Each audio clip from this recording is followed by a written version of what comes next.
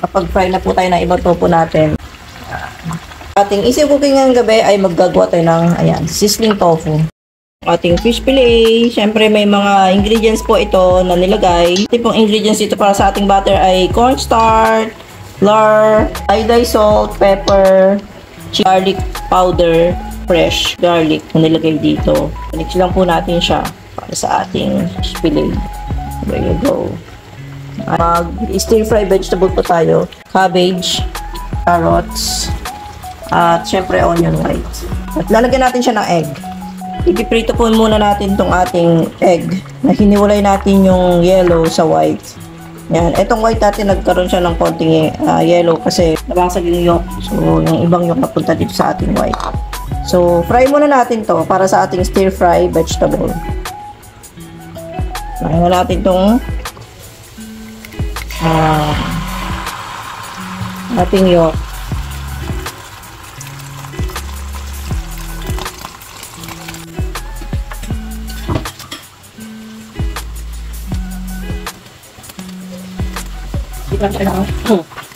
Try ng overcook. Kailangan natin magutulong yung yolk na. Pwede na po ito ng oil. Pwede natin ng ating oil. Pwede natin itong white.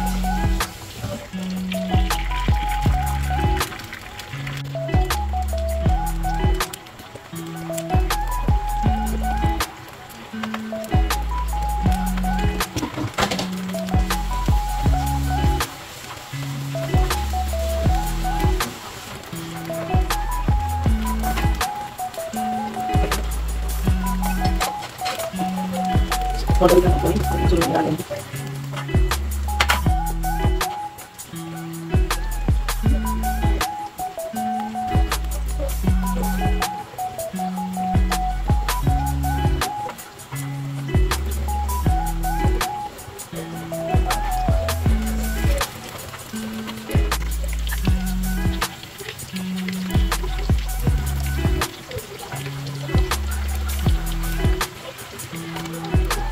Natin, ini-slice natin itong ating egg ng manipis.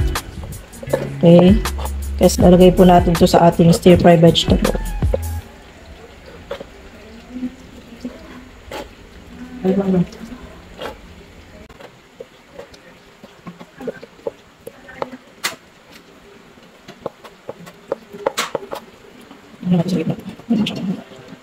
Ito na yung ating pan.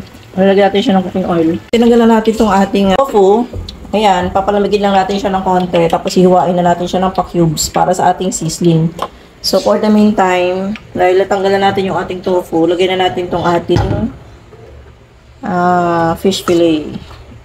Dito na rin po natin siya iluluto sa ating mantika na pinagtanggalan ng tofu.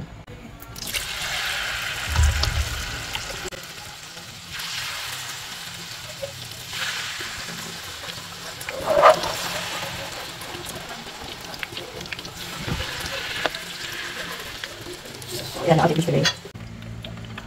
Carrots.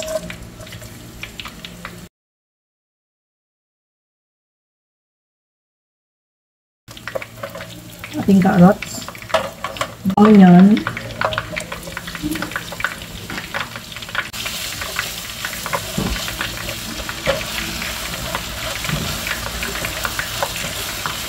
Cabbage.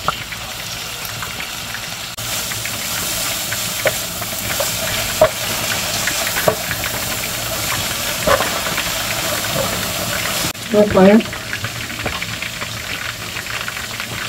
Sprinkle lang natin siya ng salt. Natin.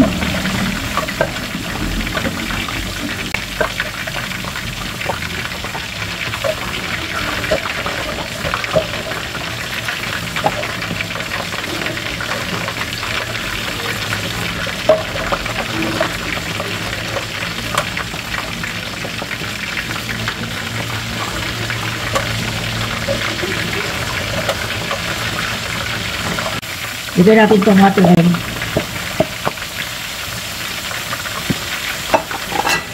Ayan.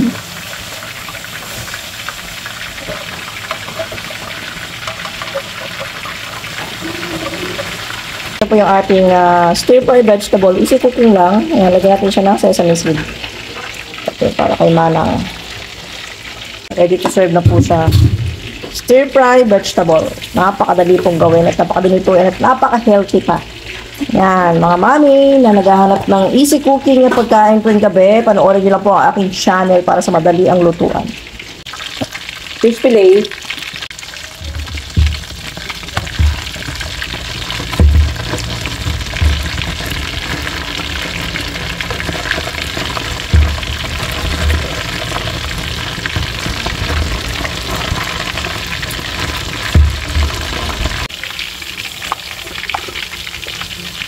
At the meantime, hiwain po muna natin itong ating tokwa na gagawin natin sizzling.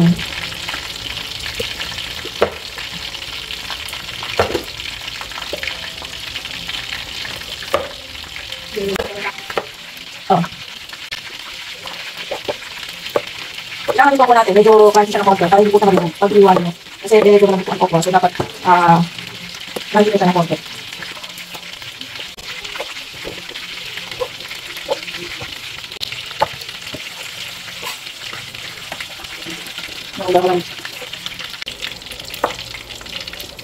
Ayan.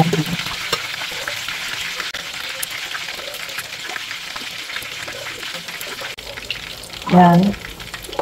So, lagyan natin siya ng onion bits. Mag-garnish po natin sa ating sisig tokwa.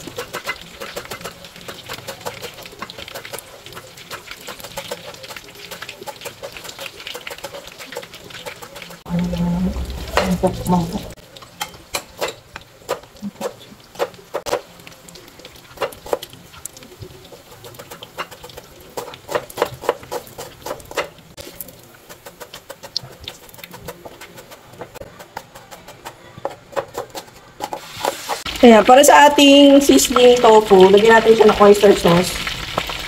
2 kutsarang oyster sauce. Worcestershire. Yan, 2 kutsara din. Soy sauce. 1 tablespoon of soy sauce. Mirin. 2 tablespoon ng mirin. Black pepper. Kalamansi juice. 2 tablespoon ng kalamansi juice. Konting seasoning. Ay natin siya. Mix lang.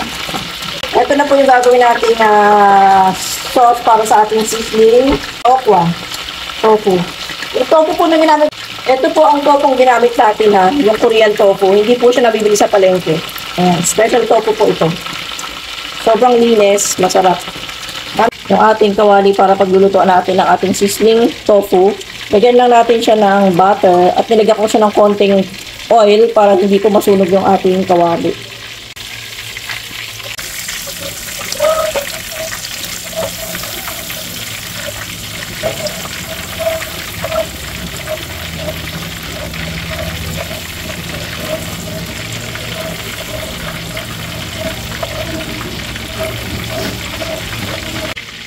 Lagyan natin yung onion.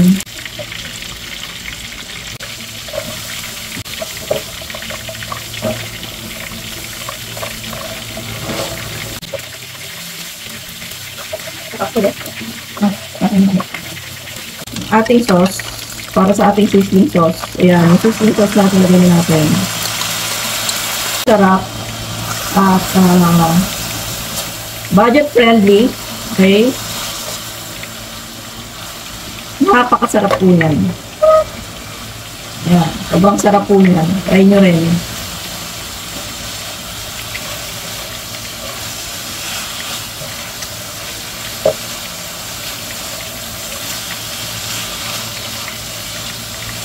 Ano ba ang kami?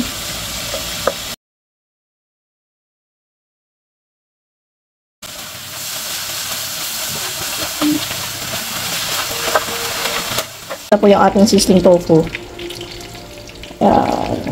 Sprinkle natin siya ng sesame seed. At iserve.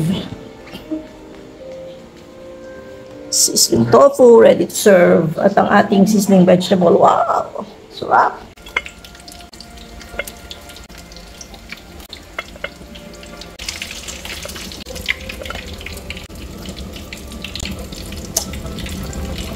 Yan. So, ready to serve at ready to eat na rin.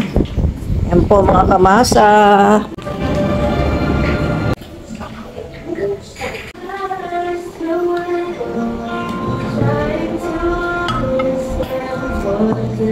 There you go. Ayan, mga kamasa. Ito na po, ready na po yung ating table.